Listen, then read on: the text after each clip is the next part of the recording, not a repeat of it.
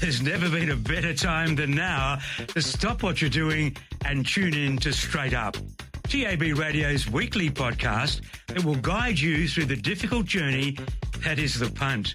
Whether it be racing or sport, the Straight Up team has your back. Now, from the studios of TAB Radio, welcome to Straight Up. Rylie Morgan, welcome back. How are you? Good, Marty Young. How are you? I'm going Better question. Looking forward to a big show today.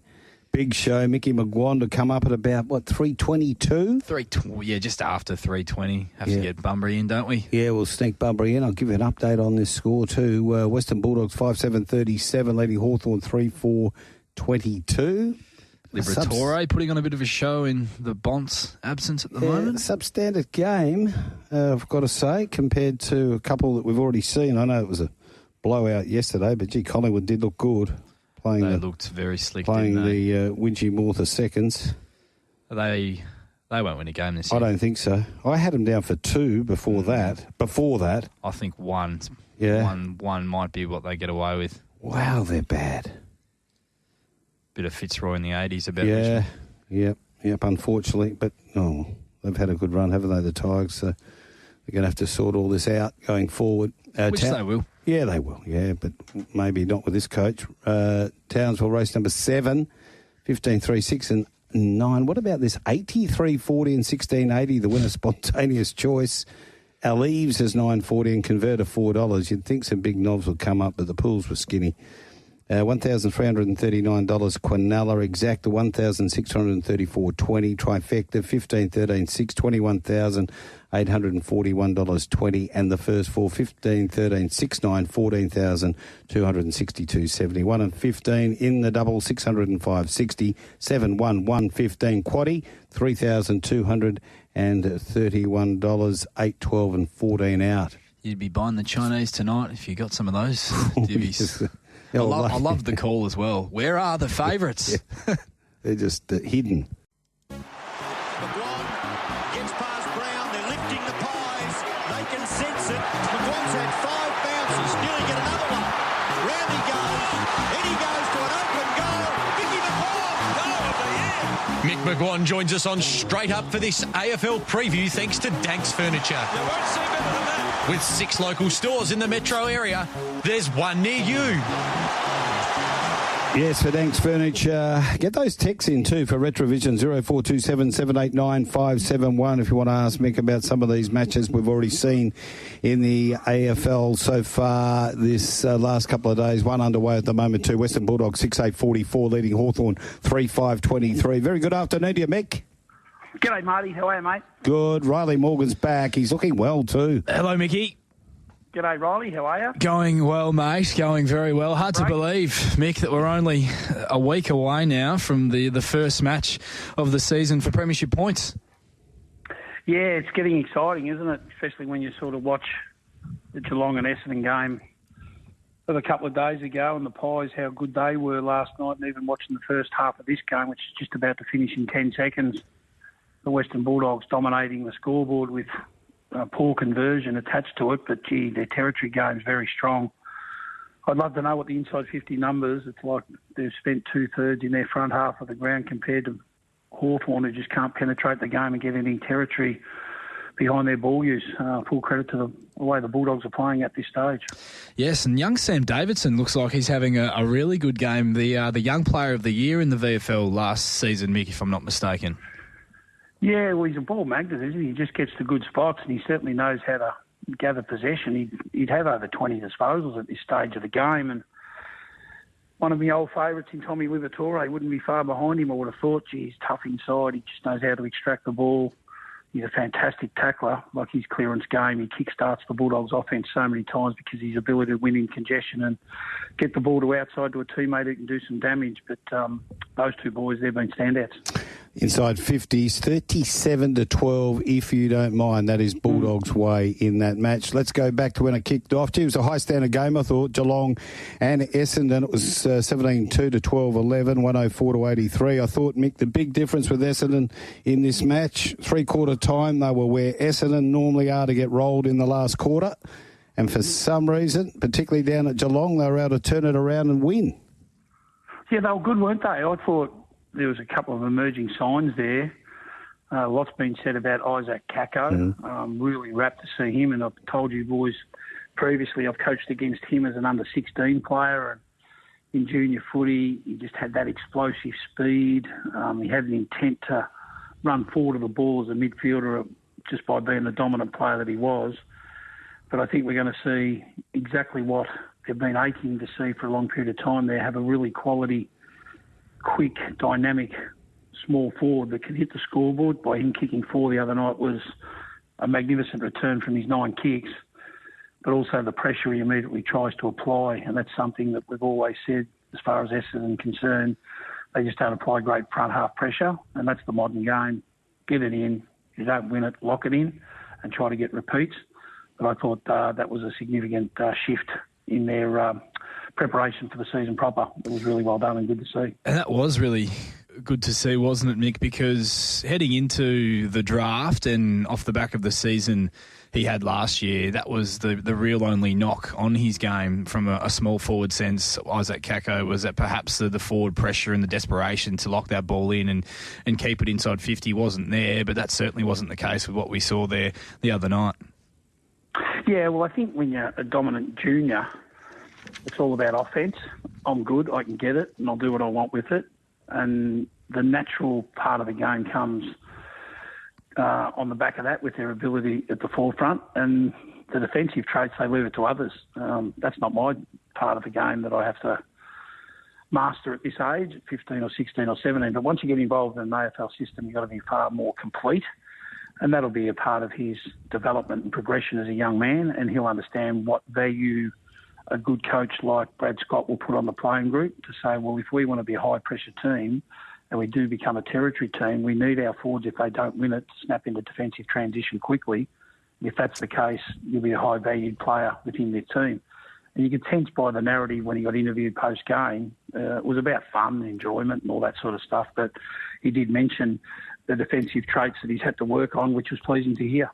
A lot of positive points for Geelong going forward after watching them against Hawthorn and now against Essendon, but the one area that you can see that sticks out like a sore thumb is that ruck area again. Is this going to be a problem that will come back to haunt them at some stage this year? Every possible chance, Marty. Couldn't agree with you more. I've been, probably critical about their ruck stocks in terms of, can you trust Reece Stanley on a consistent basis? His good's very good.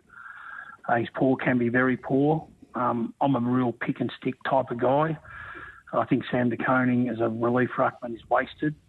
Tom Stewart, with the age profile that he is, he might be a pinch hit midfielder. They start him in the centre square against the Bombers. I'm not sure whether that's going to last the journey. I think you're taking 2 real good defenders out of that area of the ground. They've certainly made their names in the AFL landscape as. I'd be reverting back to the pick and stick mentality. Identify where your players play your best footy.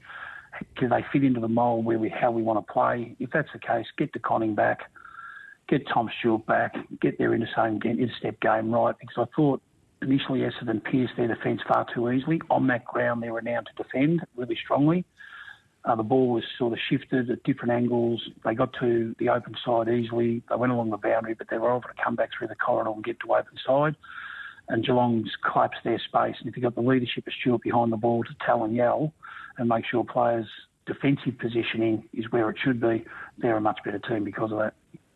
Mick, the Pies were pretty dominant last night, albeit up against an opposition who aren't expected to win many games, if any games, this upcoming season with the position that their list is in. But what were your key takeaways from what you saw last night from Collingwood? Because there were certainly some very positive signs and they looked very slick. If he stays healthy, Nick Dacos will win the Brownlow. That's what I think. Yep. He's just an incredible player. Just watching his work rate, I think he's gone to another level. I watched him train, even though he had that issue with his plantar fasciitis. I was a little bit concerned, but as I said to you boys after I watched him train, and probably 3 or 4 weeks ago, there's no problem with him being by round 1. He's explosive. He gets to good spots. He just dominated possession right from the outset. So it was to sit back and watch him play and go about his footy and get 32 disposals before you could blink an eye. Just goes to show how good he's going to be. And I suppose I was looking to see how that forward structure would work with having the three talls, the three M's, and to get a 10-goal return out of McStay, Myercheck, and also Membry, that would please the coaching staff, but also give them another aerial threat, and that'll put pressure on Mason Cox to see if he's going to be in that mix to complement Darcy Cameron. And I think, as we said previously, Cox won't play. McStay will be the relief ruck. Cameron will be the number one primary ruckman, and that'll allow them to go probably 2 in 4 in their front half, and there was no Jordan De Goey who can go midfield forward to hit the scoreboard as well. So there was a lot of positive signs from the Collingwood players who presented in fantastic fashion. Love their intensity around the ball. I love their dynamic ball movement. Josh Dacos to half back to complement Dan Houston. That's going to be exciting. Sidebottom went into centre square. Lipinski rolling up to accumulate the footy as he does because he's such an endurance athlete. I think he had close to 40 possessions by memory. But where he got it, he had a lot of uncontested marks because he ran to good spots to receive those, and he spent a lot of time on the ground. So there's a lot of positive signs from the Pies, I would have thought. I didn't see any of the game at all. I will look at it when I get a chance. But did Reece McInnes play back, and how did he look if he did? Yeah, he finished with, I think, 13 or 14 disposals by memory. He had about 2 or 3/4 of the game on the field, about 75 or 77% game time. He'll be work in progress because they've got to look for someone else to complement. Maynard didn't play. He's going to be a natural inclusion. McInnes, they're trying to groom him as that lockdown defender, a bit like an undersized Nathan Murphy. He's got power. He can go to the goal square and defend because he's pretty explosive. I think clubs will try to identify what his deficiency is. He was recruited as an inside mid. He just can't run. So if he gets a match-up and they try to get him up and out to get back in, that's where Reece McInnes could be exposed. So I think they'll try to put a lot of work into him about his field position as a defender, and as a forward you can try to control where you want him to be and then try to expose his lack of talent in some areas of his game, and I think that's what the opposition clubs will feed off.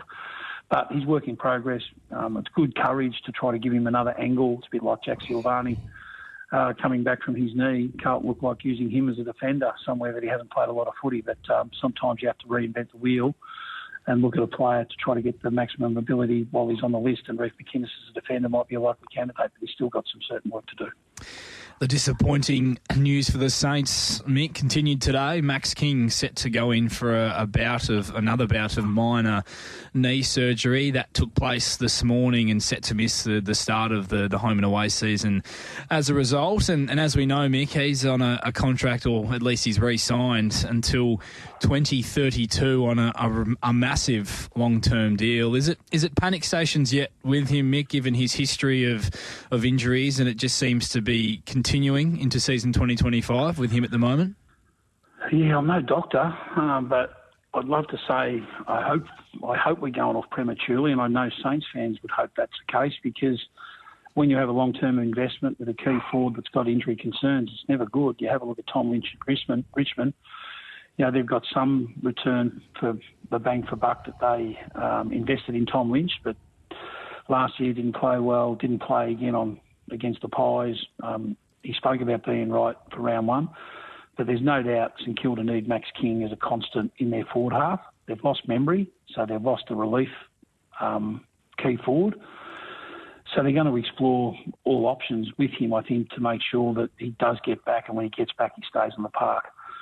And then you look at other players in their list to say, well, if he doesn't come up, can their forward line kicker William score consistently? That'll be the debate, because they are vulnerable when it comes to scoring. And if their main constant key forward is in the grandstand because of a knee issue or a consistent knee issue, they'd be alarm bells for Ross Lyon. What about Sydney? Callum Mills, plantar fascia. What's the latest you're hearing about that? Yeah, I've heard Dean Cox on Melbourne radio speak about it. They're keen to get him right, and they'll give him time to get right, because they understand how important he is to that team. And more importantly, the question posed when he does get right and where you're going to play him. He was adamant that he's a midfielder, and he's just going to put him back amongst the action. The Swans didn't see him a lot last year. They were dynamic in that midfield part of the ground.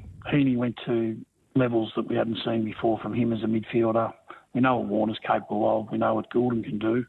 And Rowbottom gives them that defensive balance in there.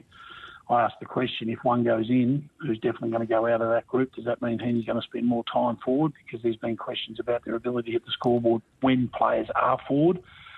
They're heavily reliant on their midfielders kicking goals, as we saw last year. So it'll be watch this space, but he might not get back for the early start of the year, which would be a concern also because definitely he wants to play. They want him to play, and the Swans fans need him because he's a very good player.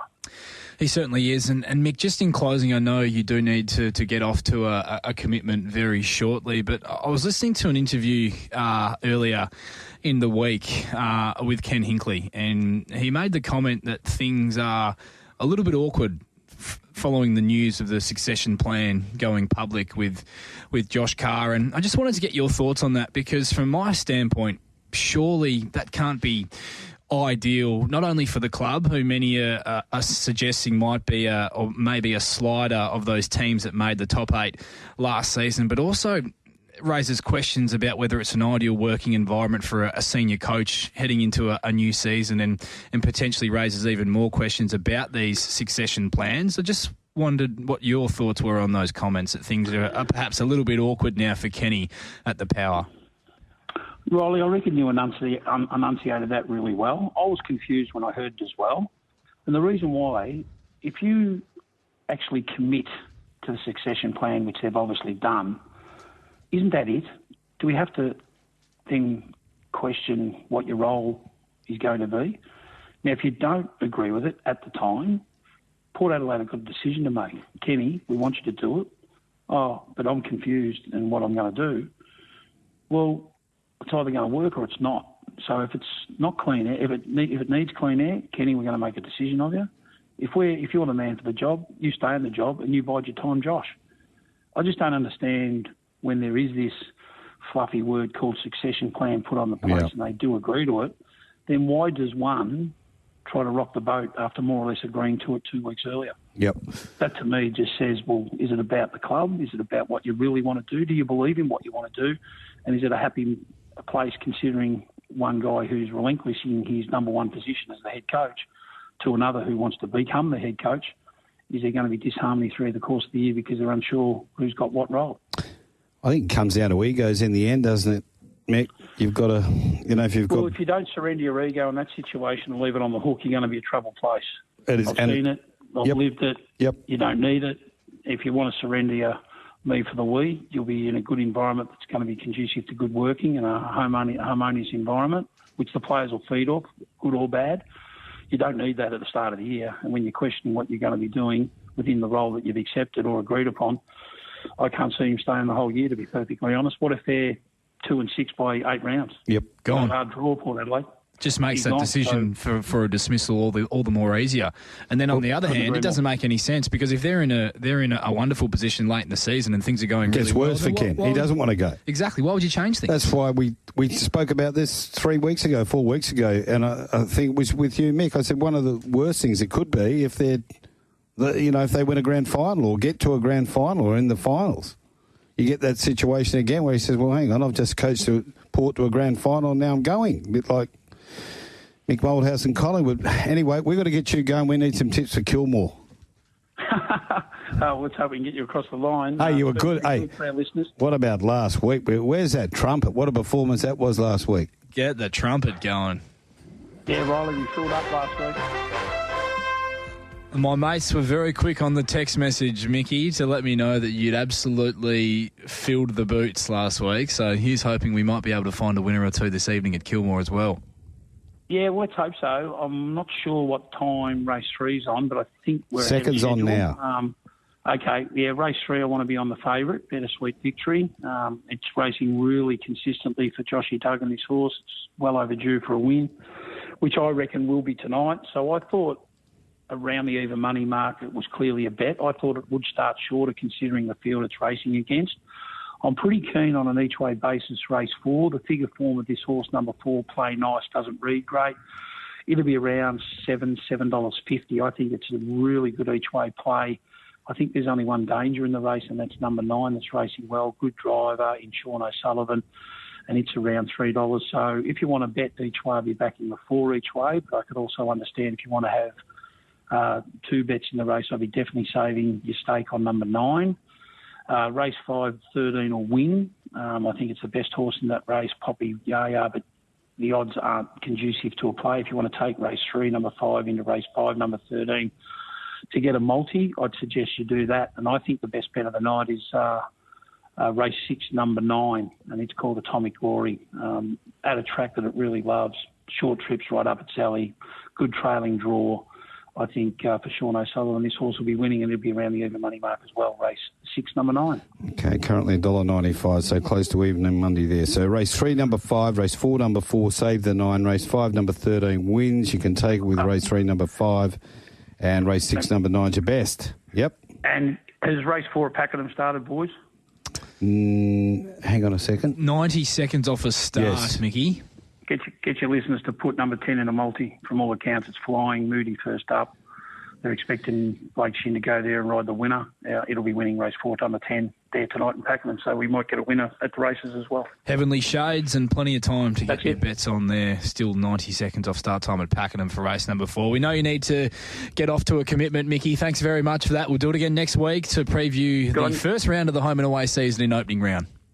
Yeah, can't wait for it. Good on you, fellas. Thank you. There he goes, Micky McGuane, courtesy, of course, of Dankz Furniture. If you want to roll one up to Lowlands in the lucky last tonight at Pakenham, race 9, number 12, currently $4.60. What was his name again, Roz? Heavenly Shades is the favourite in this next race. And the one in the last, the Pakenham? The one in the last. I just said the one in the last, race 9, number 12. Lowlands for Thank you very much. Mickey D and Kieran Marr. So maybe a little two-legger there, Mart, at Pakenham this evening. Just a couple off the text line we weren't able to get to. We're under a bit of time pressure with Mickey tonight. And one from Gordo. Can Mickey M give me one certainty for opening round, please? Stay with us, Gordo, because we will get a full preview of opening round with Mickey next week, and we'll have that preview on air before proceedings kick off in that first game, Brisbane and the Cats. So very much looking forward to that in a week's time. Just before we look at the next, how's the Retrovision text line looking?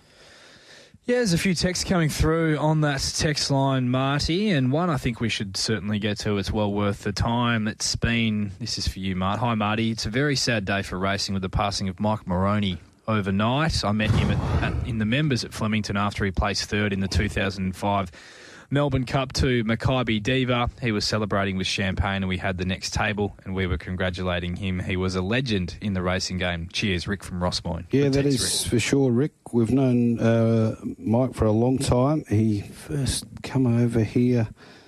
What did he bring a horse? He brought a horse over way back by the name of Rockford Bay. Would have been about 04, 05, 06, ran about 5th in the railway.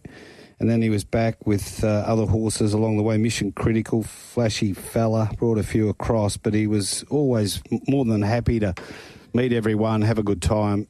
And he'd been crook for a while. The mail we got about a month ago was he was just starting to sort of come good a bit.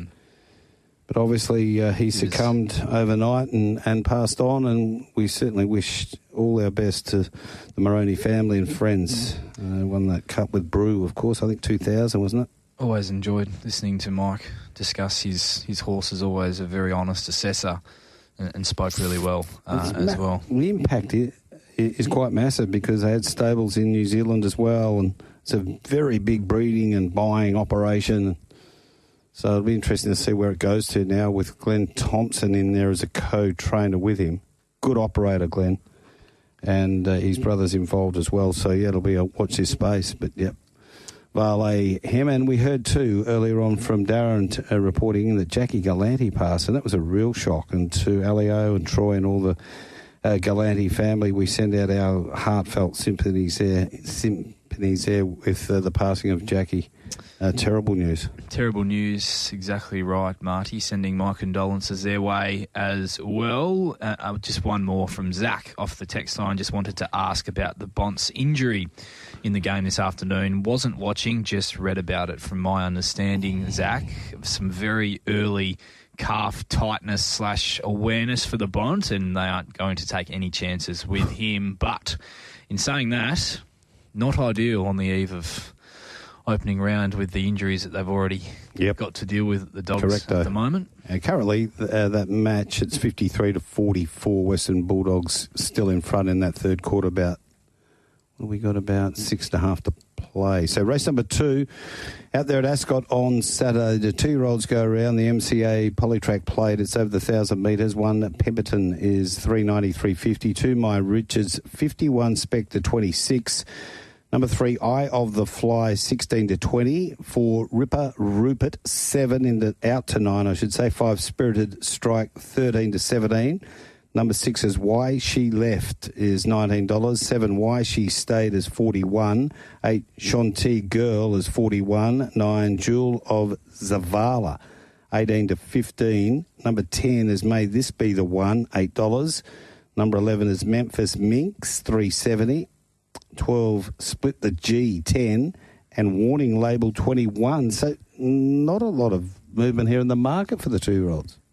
Yeah, Mark, just the early activity there for Pemberton. A nice bet of 1,500 there at about that 390 and a little bit shorter range. Just a couple of bets there piling up for Pemberton. In a race, Rolls, that had me scratching my head. Me too, Bradley. Hashtag me too. Hashtag me too. Yes, you could certainly put me in that bracket. I think Pemberton's a nice enough horse. Not a lot between it and Stride Away, according to Neville, listening to an interview he conducted before that Magic Millions 2-year-old classic, and he also said the horse would have been a live chance in that 2-year-old classic had he got a start. So clearly there's a pretty strong opinion of Pemberton behind the scenes. I liked his recent trial. He wound up pretty nicely over the 1,000 on debut late. The last preparation when we saw him, and then over the 1,100 metres at his most recent start, he struck the highest rating 2-year-old race we've actually seen yet this season behind Talk & Co, and thought he was a nice enough performance on that occasion as well. Got a little bit keen in the run, but still finished off nice enough despite the beaten margin. He's drawn a nice barrier here. I think the 1,000 metres perhaps a touch short of his best, but this doesn't look to be an overly strong 2-year-old race from what we've seen at the trials. Bradley, a couple of other horses I did want to mention. Spirited Strike, I thought looked good in a recent 400-metre jump out behind a sharp one, a horse that I'm certainly going to be following once we see it at the races for Adam Durant in Playing It Sweet. I thought his recent jump out was really good. He's the fool to Another Strike, so he's from a well-performed family on the track as well. And Memphis Minx, I thought, was a nice trial as well. Was given a softer time of it when grabbed late by Split the G, draws underneath that runner and also gains the services of William Pike. So you could certainly see why there's been some interest with Memphis Minx, who trialled up nicely as well. But, yeah, not a race I'm overly keen on, Bradley. Yeah, it's one of those ones where none of the triallers really, sometimes they sort of stand out, a few of them. None of them really grabbed me hard, and the raced ones, well, we're not sure where a few of them are at either. May This Be the One is one that might be a nice... There's a bit of intent about it being back at the races. Would have loved to have seen it trial, obviously, but straight back at the races for a horse that showed plenty in its initial trial is something that I'll be watching with interest. Spirited Strikes, I share your opinion there, Rolls. I didn't mind those trials at all, so it's another one I could entertain. But even one down the bottom, like Warning Label, I thought it was warming quite nicely and showed a little bit there in its trial too. So, but do I want to wager in this race the way the market is at the moment? Probably not. Maybe just a few cheeky novs, Rolls. I am happy to stay out of this one, and May This Be the One, as you mentioned, Bradley, really nice 400-metre jump out back in September of last year, so it has been a while.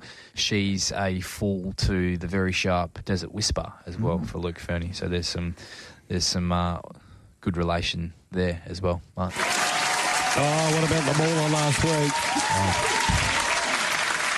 5. He got a handful, and didn't he? Let me know after everyone saluted the text was coming through. So outstanding. The Mauler has bustled his way back into the main stage. He's race 1, number 4, Ginger Morpheus. What price was that? Yeah, about $2.30. Okay, and race 2, number 12, Split the G. $100 blockbuster voucher coming your way to Mauler for your tipping performance. What about the Dupster?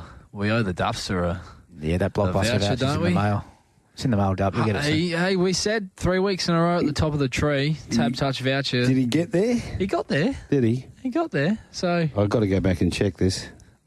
We'll get moving on this next race. The Liberty's Insurance Handicap. No, he could well get this. 1:39 start time. One Captain Pluto, 275. Opened up at 2, drifted 2, Fluoro Neuro, 7 to 6. Zafira's 9.50, 10, back to 8.50. Above the peg, 14, 17, 15. Number 5 is Manavendra, 15, 19, 18. Memory Parade is 5, 6, 5.50. Close to win, isn't it? And Missile Storm, 5.50 into 3.50. Oh, there it is, Mark. Yes, first of the day. Race 3. Look me in the eyes, Yes. big boy. Yeah, they're pretty keen, Missile Storm. This is Eastern States Pros. EPOs? Very much the Eastern States Brigade are keen here. A tiny bit of local money, but, yeah, 600, both there at the 420, but earlier on someone's got involved at the 550. Whew. Yeah, another couple of 500s there, another couple of 400s there. They are queuing up for Missile Storm. Local pro money, the LPM, Mart. Fluoro Neuro at the $7 and Zafira at the $9.50. What else do we have? More local sharp money, Fluoro Neuro, a couple of $600 bets there as well. So, pretty decent punting race. Yes, very good race. Small field. It's a bit of a theme of the day out there on the weekend. Captain Pluto continued his very impressive fresh record last start. It was a big win from where he settled in the run. Regains William Pike on the weekend. I think likely to settle last again in the small field from where he's drawn. It's a bit of value for me, though, Bradley. A couple of runners I wanted to touch on. Happy to make a play here and put one in the book, Marty, with Zafira, who I thought was a terrific return for Simon Miller through that same race. Was dictated to by a wide gate, got back to last and really worked home well over the concluding stages. Best last 200 of the race. Gets a couple of kilos on Captain Pluto from last start, and I think she's one, I should say, who's more than capable of pushing forward and sitting the first 2 or 3 with that better barrier that she's drawn here in the small field, and I thought was likely to have tactical field advantage on a horse like Captain Pluto, who is likely to go back from that barrier. So with that weight swing, with the setup off the back of their respective last start runs, I thought the price discrepancy was a little bit much for mine, so happy to make Zafira a play. Just circling back to wrap up race number 3 before we get Brad's thoughts, Marty, as well. Missile Storm, the price has gone off. There's no doubt about that, but if we do see a little wobble with him, he's another one I'd be happy to have something on in race number 3. He's showed how far he's come as a horse since joining SJ Miller last start, Brad. A versatility I'm not sure many of us thought he had, charging home from last to get up around the quickest last 2 of the entire meeting on that occasion. He jumps up into much stronger company, it's fair to say, but he drops 4.5 kilos off his back and from barrier 1 finds a race without really any speed whatsoever. I thought Brad Parnham could even kick through to lead and dictate terms here, and given the lack of speed and gauge with a front-running rider like him with the light weight on his back, I thought this was a really good setup for him to perform well stepping up into this company in what's a very open and competitive betting race. But they're the 2 that I'm looking at backing in race number 3, Missile Storm, and also number 3, Zafira, who's over the odds for mine. Yeah, I wouldn't even be shocked if they look towards the front with Zafira, but way back in the day was known to settle on pace, and I think it's maybe even breezed in the pole lead in the past. So certainly a good option to investigate for horses like it, with how muddling this speed map does appear to be, Mart. Tricky. But Captain Pluto getting out to $3 plus around the traps or whatever, that's just sits there, stalks them, and probably puts them away again. Well, Grant Williams will be on 5:35. We can chat with him and find out about what he thinks with Captain Pluto and Fluoro Neuro in the race. You're smirking over there, Riles. What's happened? Text line. Yeah, text line's going off at the moment. You've been given a new nickname as well from a couple of our listeners this afternoon, Mart. What's that? They're loving Sheer Gold's enthusiasm this afternoon. So you've you've got a new nickname. And one from Zach. He's up and about. He says he's loving that you're up and about today as well, Mart. He's wondering how they'll use Barrier 1 for Missile Storm. So that's basically what we just touched on, that perhaps they might look for the front, despite the fact that he did go back to last from the barrier in victory last start. And Rylie and Marty, I met Michael a few times, mainly while working for Lloyd, and he was just a dead-set, genuine person. What you saw was what you got. Unfortunately, the world seems to be not like that anymore. R.I.P. Michael. Go have a well-deserved brew. Cheers, boys. Well done. Well played. Well played. Yeah, Mrs. Max Handicappers race 4. It's over the mile at 2.19. 1 here, 4 checks, 4.23.80 special sort, 5.50 out to 8, 3 Stylish Lord, 3.20 to 2.65, 4 Covert Rose, 5 to 4.40, 5 Playing Around, 4.60 to 6, 6 Here's a Zeb, 101, just spec back to 61, 7 Best of the Gods, 19, and 8 Lord Randolph, 51.41. A bit of sharp money early Playing Around at the $4.60, so you're welcome. Stylish Lord, 1,000 at the 3.20, another 1,000 at the 2.90. Here for checks, 600 at the 4.20. That is all LPM at local pro money. Covert Rose, the cashish is starting to pile up there as well. We've got nearly 600 at the 4.40, which you are welcome to. And another couple of $200 and $300 bets there at the bigger price at the $5 Covert Rose. It's a nice little betting race, actually. We're laying a few, so good to see. No surprise there. A few horses that are pretty hard to catch in this one, Bradley. Oh. So it doesn't surprise me that you're laying a few off in race number 4 on the program. It does look the right race for mine. For the favourite, Stylish Lord, he's on the back up after yet another strong performance last weekend. He was grabbed late after looking home for all money by Axeman's Jazz and Memory Parade, a couple of horses you would think are better quality than this grade of race and the depth of this race as well. Bradley should land in the first 2 or 3 in running, you'd suspect, and certainly gets his chance off the 7 days back in grade, does Stylish Lord. But he has had a few chances, and while he doesn't have exactly a negative career record from a wins perspective, he has been hard to catch for mine over the journey, but he does find his right race. Just no value for me at the current price at $2.65, but he's the way I went from a tipping perspective. I was pretty I was pretty keen on the chances of Here for Checks last week, who's another on the backup, and gee whiz, that wasn't the most enjoyable of watches for those that were on. Hit the front, looked to have the race absolutely gonski, shot to bits, and somehow managed to run third. Here for Checks, he's certainly got his tricks, there's no doubt about that, but he's back to the mile and could push forward from the draw. Thought they might even lead with him, given the lack of speed engaged in this one. And one of Marty's, second up, Covert Rose, nice mare, just peaked late. First up from the breeze with the 60 kilos at Bunbury behind Elbow Lounge, and importantly gets William Pike back on board, and she's got the versatility to go back or forward and get some weight relief too, second up, so you can just about guarantee there'd be some improvement with her. And if Pike was to find the front, for example, Mart, in a race without a lot of speed, I think she'd be pretty hard to beat. It's happened before. I'd sort of forgot about her.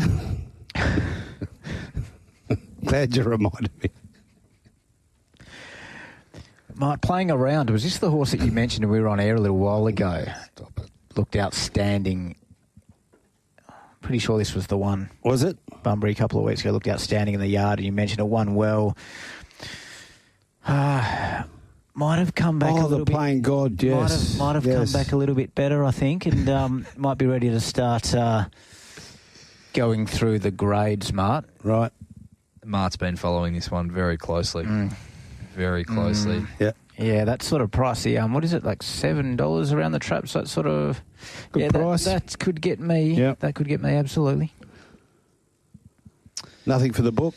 Nothing for the book for me, Mart. Might better sneak one in before this next event at Bunbury. They're heading towards the barriers now. Race number 5 on the card. What are we talking about?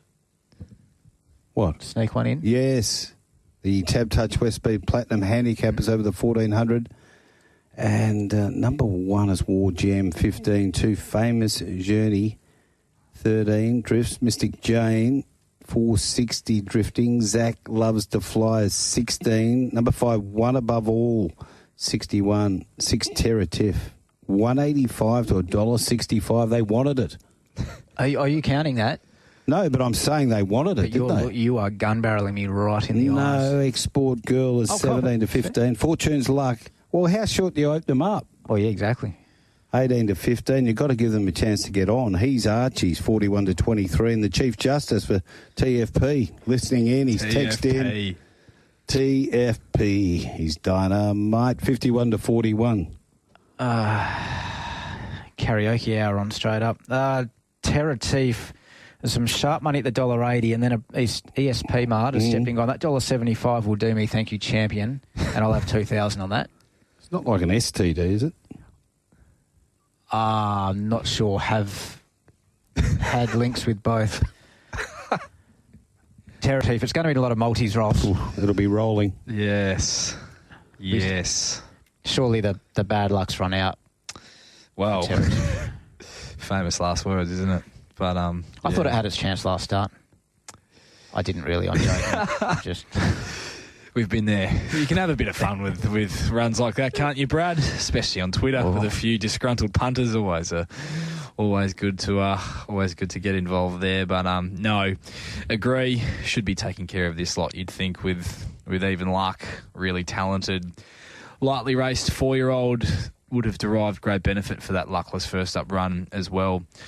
I think I could see a scenario, Brad, where she is 3 back the fence, which could get a little bit sticky, but not also a position you ever really panic from with the wizard, William Pike, on board with a mare with a really nice turn of foot as well. But I think she will be winning. No value at the price. There's a couple of other horses in this race going well. Famous Journey's consistent, struggles to win. Mystic Jane was a really good run last start, was chopped out at a crucial stage. I think you could mount a case that she's in that finish, if not wins that race, if she gets through when she needs to, taken out by Missile Storm, who we give a pretty strong chance in a stronger race than this earlier on the program, and a couple who at odds who are going better than their price would suggest. I think Zach Loves to Fly is a very happy horse at the moment, has a tricky barrier. It was a really nice win at Mount Barker last start, and Export Girl going much better than her price would suggest, but does need a fair bit to go right from that barrier that she's drawn. She's out of a very strong race last start. This is certainly a big drop in grade. Well, you set your mark, don't you, in regards to the favourite? You set your price and you take what you're happy to take, or you multi what you're happy to multi, or you have some nubs, or you find something else each way. Well, you don't have a bet.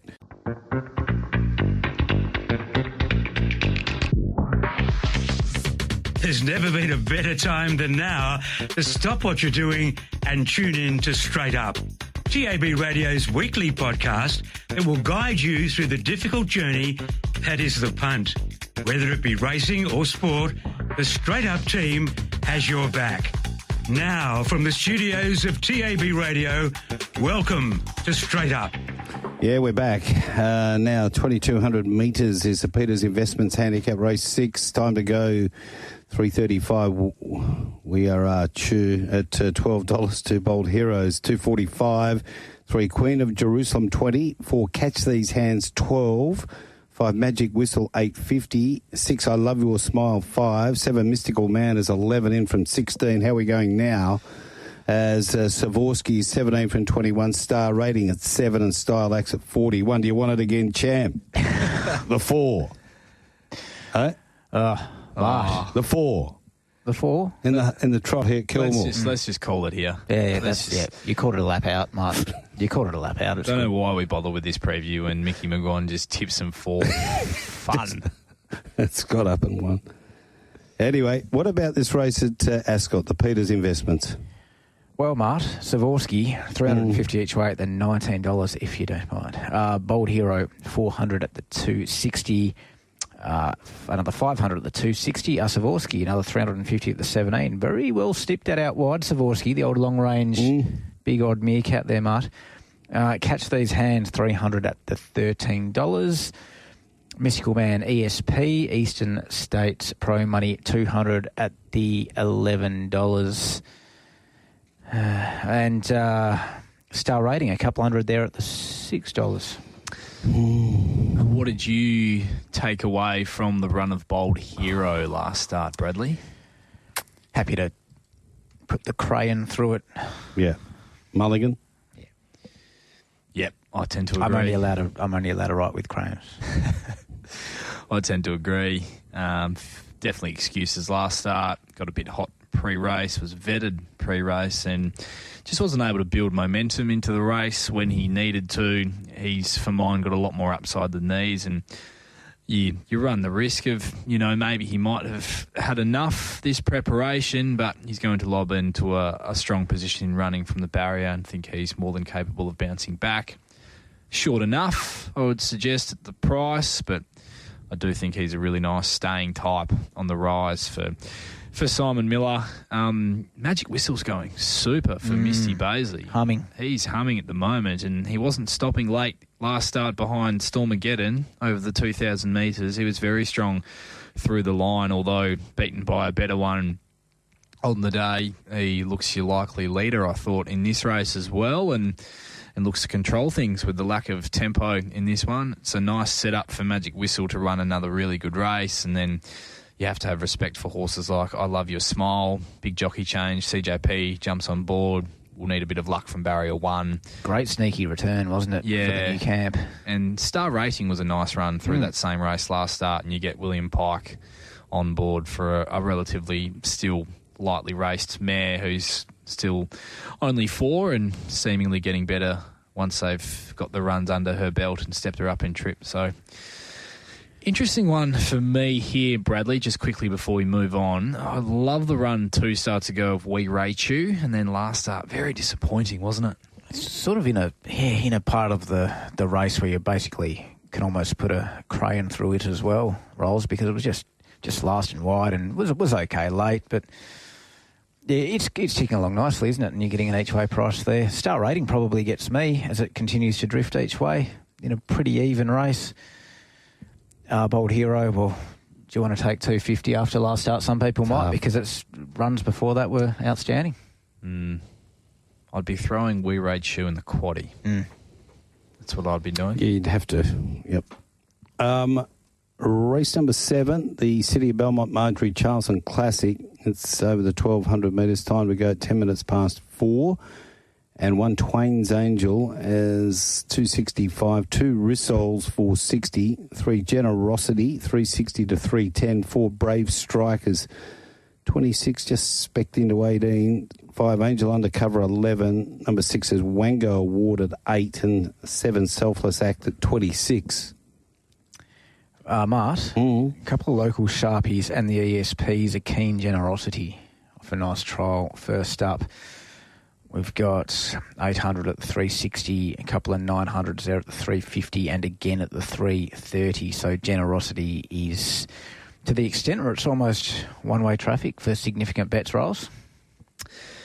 Yes, no surprise there, Bradley. But this is a really cracking race for the girls, isn't it? Only a small field, but it's a real quality edition for mine with some up-and-comers and some established horses. This year's edition of the Marjorie Charleson. Twain's Angel gets to this race so well in under the conditions of the race, at set weights and penalties. She should have finished a lot closer to Snowdome last start in the Cyril Flower, and we saw, as we know, that form was franked over the weekend, Marty, in the Pinjarra Classic.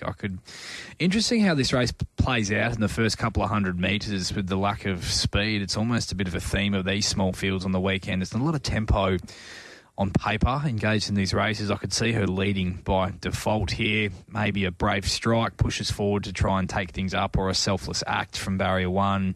They're the other 2 horses I could see playing a part in that early speed battle. But despite that, she either leads or box seats in the first 2 or 3 in running. I think she's a very deserving favourite. She brings the best form to the race, and if she were to touch $3 with this money that we're seeing for Generosity, I thought on a very tricky betting program, Marty, I was happy to make her the best of the day for me. There you have it.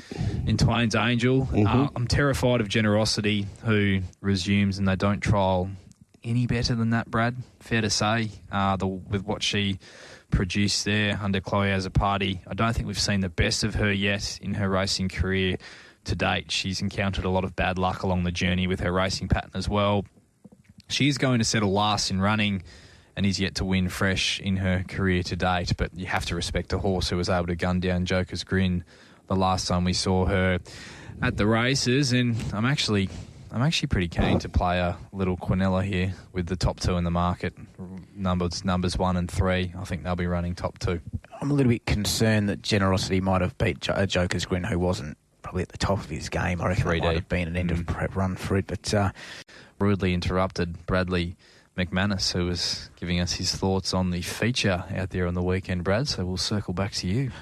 Just a bit concerned about maybe that sort of race where they go that slow for this class of horse, and it might be impossible to make up much ground in the straight. So I'm a bit concerned about that. So I'm inclined to side with you about $3 plus Twain's Angels, probably where I want to be if I was going to have a play in the race. But there seems to have been a little trim up with that price in the last few hours. It was $3 pretty much everywhere, and it's sort of into $2.60, $2.70 now. So the money started to come. I think $3 is a really good price. Okay. Really good price. Got some respect for Rissoles, Marty. Yeah, it's a good win last start. The uniform guys will park. Yeah. Was a very good win. Not sure where her ceiling is and what level she's going to be able to get to in her career, but she's certainly trending in the right direction. She can lob right there and running as well from that low draw. She showed that tactical speed last start, but I will say this is certainly... particularly at the pointy end of the race, this is certainly a lot deeper than that field she put away last start, Marty. Just have to rattle a few off here for the Mauler Race 3 Captain Pluto. What price would it be? Race 4 Covert Rose. Seems to have an affiliation with that stable. Race 5 number 6 Terra Teef. Race 6 number 2 Bold Hero. And race 7 number 1 Twain's Angel. You sure he's not placing their horses for them? No Lost City tip? Might as well get these out of the way. Race 8, number 2, Our Mate Archie's Best. And race 9, number 11, Smooth Mover. Oh, he's taken on Lost City, his poster horse. Yeah, he has. Wow. You got to stick when you make those sort of proclamations. Yellow card areas, Mola. Here we go. Race number 8, the Key Clean Handicap. It's over the 1200. Start time 4:44. Corn Cob, 23 spec. Our Mate Archie, the best, 390 to 340. Fine Touches, 41. Supportive, 18. 5 Catch the Red Eye, 20. 6 Hang Glider, 13. 7 Hymns of Aladare, you little beauty, 9 into 750. 8 Lost City is 9. 9 Bow Talk is 61. 10 Rapid Rock is 18. 11 Perfect Chant, 370 and 12. Nicely played, 750. Hymns of Elodie are 1,000 places at the $3 and plenty of 200 win bets at that 850 range. Perfect Chan, a couple of $300 bets there at the 380, 370. Our Mate Archie, Eastern States Pro Money, 750 wins at the $3.70. Rolls. Yes, very competitive race, this one. I do really like Perfect Chant as a 3-year-old filly. Thought she was super last start, into third in the Magic Millions 3-year-old trophy. The barrier's the sticking point for me with her drawn widest in the 12-horse field. This does look a 3-wide line race from a map perspective for mine, and she has already shown how versatile she is at this early stage of her career. She raced well from well off the speed last start. She won on debut from right over the speed as well. I think Chris Parnham just needs to offset the wide barrier, and close enough to $4 is a nice enough price to find out with the upside she brings. The 3-year-olds that have this kind of ability just have the wood over the older horses at the moment, but it doesn't look as insane that a straightforward setup. If she drew a gate, Brad, and she was still hovering around at that quote she's at now, I'd be all over her, but the barrier is the real sticking point for mine. How about your horse, Smart Hang Glider? Trolled well. Might need one. 1,200 first up. Maybe the slight. I'll take that as a no. Listen, I might as well just play it now, and because the listeners to the Aftermath, they all understand and remember. Hymns of Aladare. I think I'll stick. That was a really good win. I think I'll stick. That was a really good trumpet too. Yeah, that was world class. Well, the Aftermath listeners know. They remember. Yep. Look at those Swan Draft tunics. I'd love to get one of them. I know I say it every time I see one, but I'm picturing you in one right now. Just put it on and go down to the pub and start drinking them. Did you get that? Did you get that text message I sent you this morning of the? Yes. What's the name of the horse? Annette Crump has got a horse that's yet to make its debut named Swanee D, please. And that's a beauty. So hats off to the connections of that horse, because that's a very, very good name. Oh, get that in the same races, isn't it? Is it Bring Me a Frothy or something? Yes. We can Quinella it up. Yes. Just doubling back to this race, I agree with you, Marty. I think Hymns of Aladare is a genuine winning chance. Was well and truly back to his best first up, and with the map, looks a nice each way price at what's currently on offer, so can certainly make a case for him. Our mate Archie going great guns, gunned down by Fluoro Neuro, who had his back in transit last start, and you now get William Pike back on board. Looks a bit tricky from a map perspective for him as well, Brad. There's certainly speed drawn underneath and both outside him, so interested to see where our mate Archie lands in the run from the gate that he's drawn there on the weekend. Yep, as you said, speed outside, speed inside, and horses like Nicely Played and Hymns of Aladare right there towards the fence. So looks enough tempo for them to sort themselves out, Rolls. Looking for $4 for me, Mart, to be getting involved with the 3-year-old Perfect Chant. Right. In the lucky, the Bellis Racing Stables 30th birthday handicap over the 1400, and one Hostile Talk 850 to 7, Secret Attraction 650 to 550, Street Parades 51, Cashel Palace 15, Strike Now 31, Gage Roads 12 to 950, 7 GG Pops 11 to 750, 8 Only Eyes for Him 51, Reginald's 81, and Schmoove Mover 270 into $1.90. Early markets affected by a scratching there, Mart. Prince of Santos.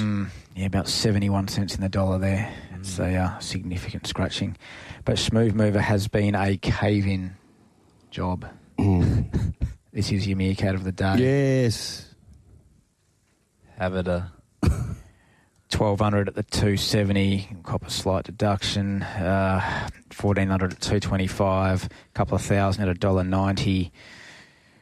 1,000 at 210. Gage Roads each way, Mart. Well punted. Yep. The $12. Plenty of $400 and $500 bets there. Schmoove Mover. Yeah, this is they are wagering. Speaking of Schmoove Movers, Duppy is up in arms. Oh, no. Hang on. Dup. He is up in arms, Mart. He thinks you might have pocketed his $100 Tab Touch voucher and utilised it at a comfort venue in Burswood. I don't think they take that. I don't think we can do the deal there. He says he will be boycotting and will be listening exclusively to Mike's Mail and the Races WA podcast. Oh, look, we'll organise one for you, mate. We'll get one for you. Leave it with me. We might get him back. If we can get that voucher to him, we might have him back. So fingers crossed we can right our wrongs with the Dupster, because we do. Integral part of the show, Brad, I would say. But Foundation, bricks and mortar. Yeah. Absolutely. This is a really good race to close out what I found to be a very tricky betting program. Gentlemen, Schmoove Mover is all the rage from a market sense. I think that's rightfully so. Monster run in the Magic Millions. Got back to a long last from drawing widest. Savaged the line late to be beaten just over a length.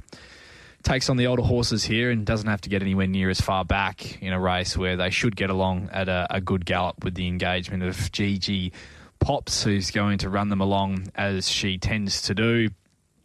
Drops down to the 55 kilo minimum. I think it looks his race if he handles a step to the 1,400 metres with an unimpeded run, which he should get from where he's drawn. I was 205. Brad, 220 probably get me for a bet, but unlikely we see it, I suspect. But the race certainly doesn't end there. Yeah, I think I'm the only person in the world that maybe didn't think Smooth Mover was as good as it could have been last start. I thought it was a little bit a touch grindy for a horse that normally charges into the race and lets down. I thought it was a little bit. You're being harsh. Being a little bit harsh. Yeah. But, well, I just have to trust your eye sometimes, and Maya told me that it wasn't the same horse as it sort of was in the few starts before that, but I could be well wrong and could have egg all over my face on Saturday. But this is another test. It's the 1,400. It's the older horses. There's some really nice horses going through the grades in this race. So really excited to see what transpires. But, not forgetting about a few horses that have a lot of ability that will definitely appreciate the 1,400 and plus, like your Secret Attractions, your Cashel Palace. And as you said, Mart, a horse like Gage Road's going very well as well. Proper horse, Secret Attraction, I think, Mart. I think really nice horse. I think the favourite's a nice horse, isn't it? It is. Certainly is. And an improver on Saturday as well, Cashel Palace. Yep. Needed the run, first up, no trial, 1,200 metres in that Magic Millions race, and I think she's going to very much appreciate 14 and also for having that run under the belt as well. Secret Attraction in Calgary was outstanding, and when she come to Perth and ran in that race behind Fly with Caution was a massive run. Remember, it was monstrous. Good thing beaten. Was it ever? We had a terrific run with her up in Cal, and we were expecting that horse to run first up at Peters to go well last week, which scratched at the barrier. The Justify horse that had done so well up in Cal as well. Oh, Secret Style. Yep. So, yeah, I'll be sniffing around Secret Attraction as well. So we got any bets here in this last race? Not at this stage. I'd need 220 plus to be on Schmoove Mover, but I do think it looks his race. Secret Attraction each way. So each way you're probably not going to get that full money back to place, but I'd love close enough will do me. Love to see. Very interesting with that freshness in her legs. 1,400 as a kick-off point I really like. If we see a scenario where Pike's following Schmoove Mover on the back of him, or potentially they make their runs alongside each other once they straighten for home, I think that'll be a very fascinating little battle. Tell you what, it's a good race. The last one, it's really worth waiting for. And we need some best bets for the program on Saturday. Let's start with you. Okay. McGinnity. Thanks, Mart. Race 3, Captain Pluto, $3.20 around the traps will get me. Race 4, playing around $7 plus each way. And just to make up the numbers, we'll go with race 7, Twain's Angel, but it's probably not going to get to that $3.20, $3.30 mark now, Rolls, because the money started coming. Yes, if we see some $3 Twain's Angel, that's the best bet on the program for me, Marty. Just turning me off halfway through speaking, which is great. And then other bets on the program for me. Race number 3, I did like a 2-horse play. The price has gone for the 7 Missile Storm, but I do think Zafira is value at the each way, or the $8.50 currently at the moment. I thought her return was super through that same race as Captain Pluto at Pinjarra last start. Then a bit later on in the program, race 8, looking for $4, and I'll make Perfect Chant a bet from that wide draw. Just needs a bit of luck to offset that.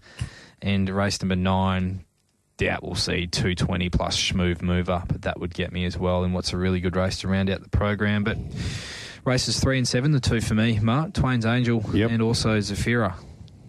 Yep, and you're still having a little Quinella generosity? Yes, in race number 7. Race 5 for Mickey's underway. He made 13. He's he said it just wins. So it's about $1.55. That race is underway. How about our old mate out there at the Mundaring? How's he going? Heard from him for a while. Butchie, I think he put his hand up about 12 times at the sales. Did he? Yeah. So got involved? He's always involved in that side of the game, so he loves it. He's bred a few nice ones too, so well played to him. Yeah, well played. And his team's certainly firing. 100%. All right, thanks for coming in. Yeah, thanks. Well done, Bradley.